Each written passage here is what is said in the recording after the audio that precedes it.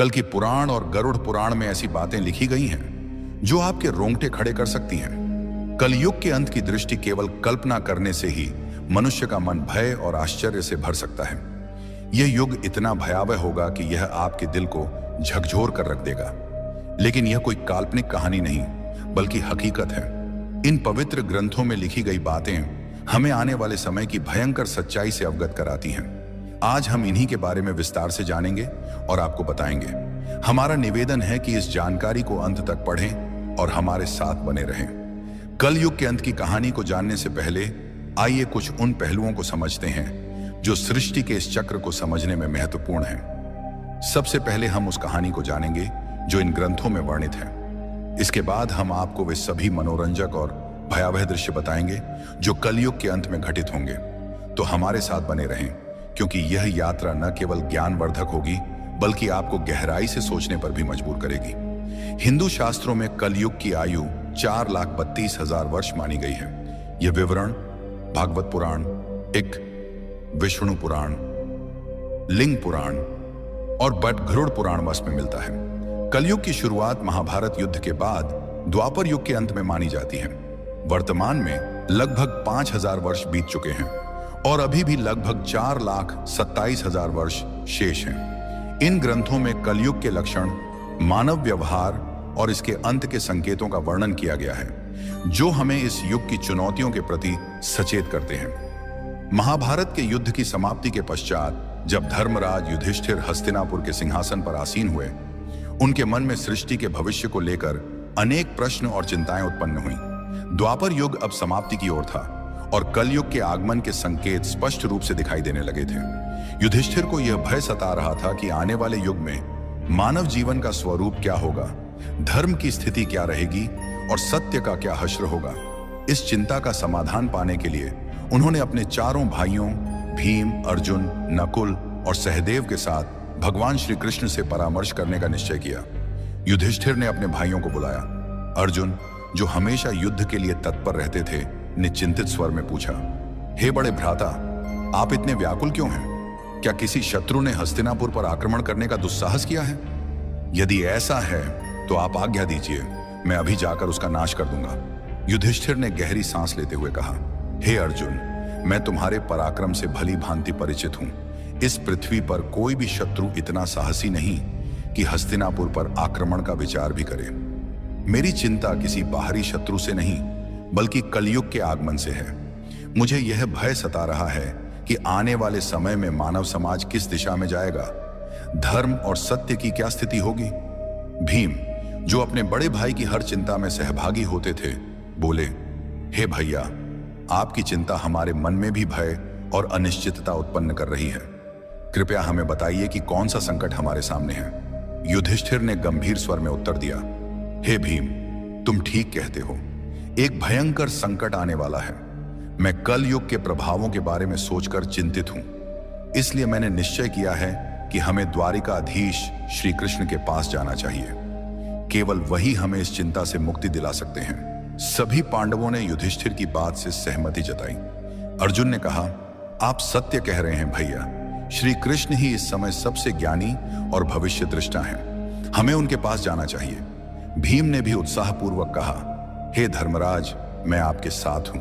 हम सब द्वारिका चलकर श्री कृष्ण से परामर्श करेंगे। इस प्रकार सभी पांडव द्वारिका की ओर प्रस्थान करने लगे। द्वारिका की पवित्र नगरी में पहुंचकर पांडवों का भगवान श्री कृष्ण ने हार्दिक स्वागत किया। युधिष्ठिर ने उनके चरणों में प्रणाम करते हुए कहा, हे केशव, आपको बारंबार नमस्कार। आप तो अंतर्जनानी हैं। द्वापर युग अब समाप्त होने वाला है और कल युग के संकेत दिखाई दे रहे हैं। मैं यह जानना चाहता हूं कि कल युग में मानव का स्वभाव और आचरण कैसा होगा, वह किन कर्मों में लिप्त होगा और मोक्ष प्राप्ति के लिए उसे क्या करना होगा। श्री कृष्ण ने मुस्कुराते हुए कहा, हे धर्मराज, आपकी जिज्ञासा उचित है। कलयुग के प्रभावों को समझना अत्यंत महत्वपूर्ण है, किंतु इसका उत्तर मैं आपको सीधे नहीं दे सकता। इसके लिए आपको और आपके भाइयों को कुछ विशेष अनुभव प्राप्त करने होंगे। युधिष्ठिर ने उत्सुकता से पूछा, हे माधव, आप जिस प्रकार की परीक्षा की बात कर रहे हैं, उसके लिए हमें क्या करना होगा? श्री कृष्ण ने कहा, हे महाराज, आपको और आपके चारों भाइयों को अलग अलग दिशाओं में स्थित घने और रहस्यमय वनों में जाना होगा। वहां आपको कुछ विचित्र और अद्भुत दृश्य दिखाई देंगे। उन अनुभवों को मेरे पास लौटकर साझा करें, तब मैं आपको कलयुग के प्रभावों के बारे में विस्तार से बताऊंगा। युधिष्ठिर ने कहा, जैसी आपकी आज्ञा केशव, आप जिस स्थान की ओर संकेत करेंगे हम वहां जाने को तैयार हैं। श्री कृष्ण ने कहा, आप और आपके भाई अलग अलग दिशाओं में जाइए। वहां भयंकर वन है। उनमें कोई असामान्य घटना दिखे तो उसे मेरे पास लौटकर बताइए। मैं आपको कलयुग का रहस्य समझाऊंगा। पांडवों के वन में अनुभव श्री कृष्ण की आज्ञा का पालन करते हुए पांडव अपने रथों से उतरे और पैदल ही वन की ओर चल पड़े। वन का वातावरण शांत किंतु रहस्यमय था। पांडव अलग अलग दिशाओं में गए ताकि अधिक से अधिक अनुभव प्राप्त कर सकें। युधिष्ठिर का अनुभव। युधिष्ठिर को एक घने वन में एक विचित्र दृश्य दिखा।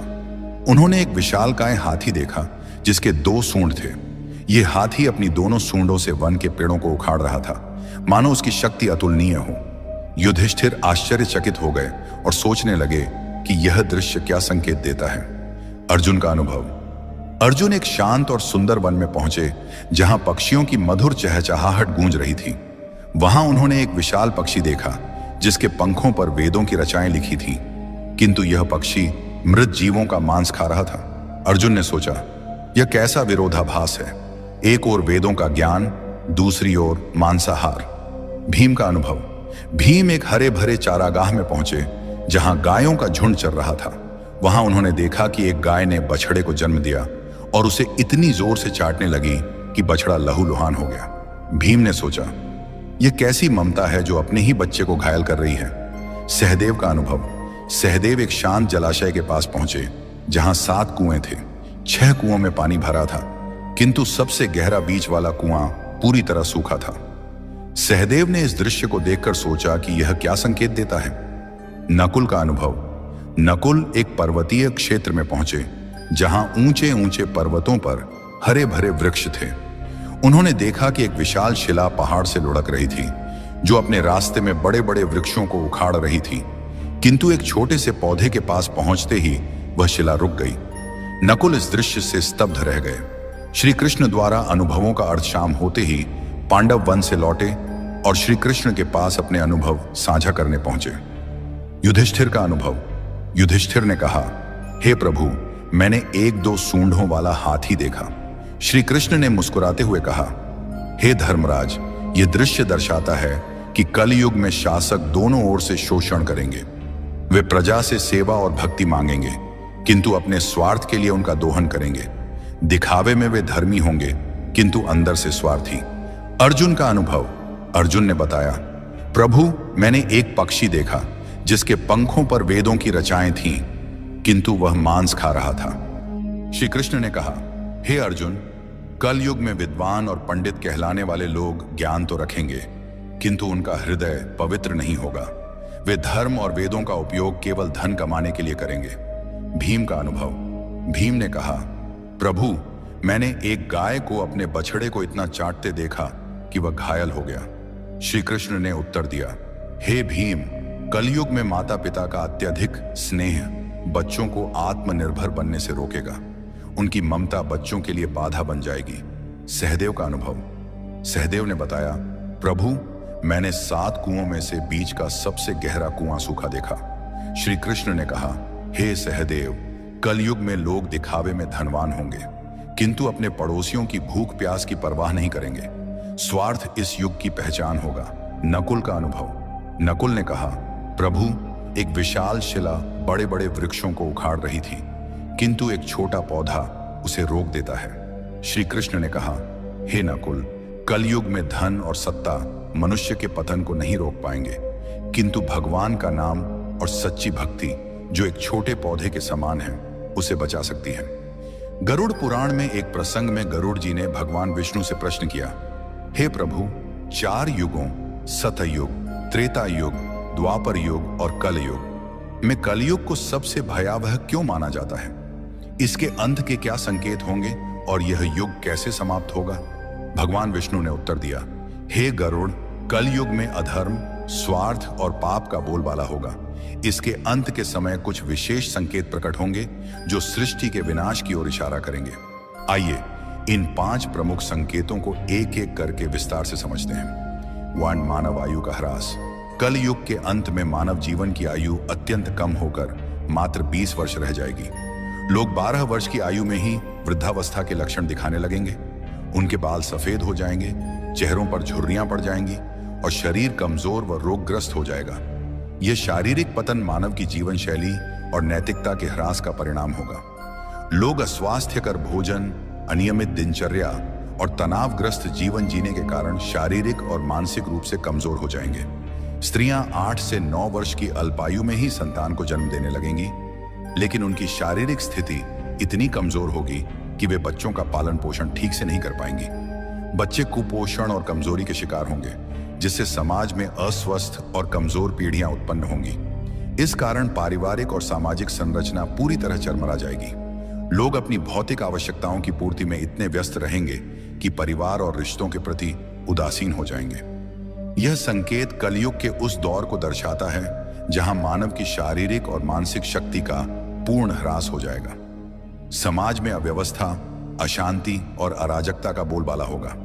लोग एक दूसरे के प्रति प्रेम और विश्वास खो देंगे और स्वार्थ ही जीवन का आधार बन जाएगा। यह स्थिति हमें चेतावनी देती है कि शारीरिक और मानसिक स्वास्थ्य को बनाए रखने के लिए संतुलित जीवन शैली और नैतिकता का पालन आवश्यक है। 2. पतिव्रता स्त्रियों का लोभ। कलयुग के अंत में नैतिकता और धर्म का इतना ह्रास हो जाएगा कि पतिव्रता स्त्रियां लगभग लुप्त हो जाएंगी। एक स्त्री कई पुरुषों के साथ संबंध स्थापित करेगी, जो सामाजिक और नैतिक पतन का स्पष्ट संकेत होगा। लोग धार्मिक कार्यों जैसे पूजा पाठ, श्राद्ध, अंतिम संस्कार और विवाह जैसे संस्कारों को पूरी तरह त्याग देंगे। जल की कमी के कारण लोग स्नान करना बंद कर देंगे, जिससे शारीरिक और आध्यात्मिक शुद्धता नष्ट हो जाएगी। भोजन में मांसाहार का प्रभुत्व होगा और सात्विक भोजन जैसे फल, सब्जियां और अनाज दुर्लभ हो जाएंगे। लोग चमकीले, तंग और भड़कीले वस्त्र पहनेंगे, जो उनकी भौतिकता और आध्यात्मिकता से दूरी को दर्शाएंगे। समाज में स्वार्थ, लालच और छल कपट का बोलबाला होगा। रिश्तों में विश्वास की कमी हो जाएगी और लोग केवल अपनी सुख सुविधाओं के लिए जिएंगे। यह संकेत समाज में नैतिकता के पतन और रिश्तों के टूटने की स्थिति को दर्शाता है। लोग धर्म और कर्तव्यों से विमुख होकर केवल सांसारिक सुखों की तलाश में रहेंगे। यह स्थिति सामाजिक अविश्वास, अशांति और अनैतिकता को बढ़ावा देगी। गरुड़ पुराण हमें सिखाता है कि धर्म और नैतिकता का पालन ही समाज को स्थिर और सौहार्दपूर्ण बनाए रख सकता है। 3. वृक्षों का फलहीन होना। कलयुग के अंत में प्रकृति का भीषण विनाश होगा। वृक्ष फल और फूल देना बंद कर देंगे और केवल शमी वृक्ष ही जीवित रहेंगे। लोग शाकाहार को पूरी तरह त्याग देंगे और मांसाहार पर निर्भर हो जाएंगे। भोजन तामसिक और रोगकारी होगा, जिससे लोग कम उम्र में ही बीमारियों का शिकार हो जाएंगे। गायों की पूजा बंद हो जाएगी और उन्हें केवल दूध और मांस के लिए पाला जाएगा। यह संकेत प्रकृति के प्रति मानव की लापरवाही और अंधाधुंध दोहन का परिणाम है। वनों की कटाई, पर्यावरण प्रदूषण और प्राकृतिक संसाधनों के दुरुपयोग के कारण प्रकृति का संतुलन बिगड़ जाएगा। वृक्षों का फलहीन होना और प्राकृतिक संसाधनों का ह्रास पर्यावरणीय असंतुलन को और गहरा कर देगा। समाज में भोजन की कमी के कारण लोग भूख और कुपोषण से ग्रस्त होंगे। यह स्थिति हमें पर्यावरण संरक्षण और प्रकृति के प्रति सम्मान की महत्ता सिखाती है। 4. अल्पवृष्टि। कलयुग के अंत में वर्षा अत्यंत कम हो जाएगी। खेतों में अनाज का उत्पादन बंद हो जाएगा और जो थोड़ा बहुत अनाज होगा वह छोटा, रसहीन और पौष्टिकता से रहित होगा। फलों में रस का अभाव हो जाएगा, जिससे लोग भूख और प्यास से तड़पने लगेंगे। केवल बकरियों का दूध ही उपलब्ध होगा, जो प्राकृतिक संसाधनों की कमी को दर्शाता है। यह स्थिति सामाजिक और आर्थिक संकट को और गहरा कर देगी। लोग जीवन की मूलभूत आवश्यकताओं जैसे भोजन और जल के लिए संघर्ष करेंगे। खेती और कृषि कार्य पूरी तरह ठप हो जाएंगे, जिससे समाज में भुखमरी, अशांति और हिंसा बढ़ेगी। यह संकेत पर्यावरणीय विनाश और मानव की लापरवाही का परिणाम है, जो हमें प्रकृति के संरक्षण और संतुलित जीवन की आवश्यकता की याद दिलाता है। कलयुग के अंत का सबसे भयावह संकेत होगा 7 सूर्यों का उदय। भगवान विष्णु सूर्य की किरणों में विराजमान होकर पृथ्वी का सारा जल सोख लेंगे। 7 सूर्यों की तीव्र गर्मी से संपूर्ण सृष्टि जलकर राख हो जाएगी। इसके बाद भगवान विष्णु रुद्र रूप में मेघ उत्पन्न करेंगे, जो 100 वर्षों तक निरंतर भयंकर वर्षा करेंगे। यह वर्षा सृष्टि को जलमग्न कर देगी और संपूर्ण संसार का अंत हो जाएगा। यह प्रलय सृष्टि के चक्र का एक हिस्सा है, जो संहार के बाद नई शुरुआत की ओर ले जाता है। जब पाप और अधर्म अपनी चरम सीमा पर पहुंच जाएंगे, तब सृष्टि का अंत अनिवार्य हो जाएगा। यह संकेत हमें सिखाता है कि सृष्टि का प्रत्येक चक्र एक नई शुरुआत का मार्ग प्रशस्त करता है, और धर्म का पालन ही हमें इस चक्र में सकारात्मक योगदान देने के लिए प्रेरित करता है।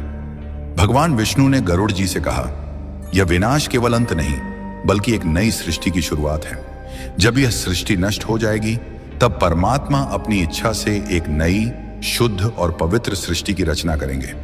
इस नई सृष्टि में धर्म, सत्य और आध्यात्मिकता का पुनरुत्थान होगा। केवल वे जीव इस नई सृष्टि में स्थान पाएंगे जिन्होंने धर्म और सत्य का पालन किया होगा। यह संदेश हमें प्रेरित करता है कि कठिन परिस्थिति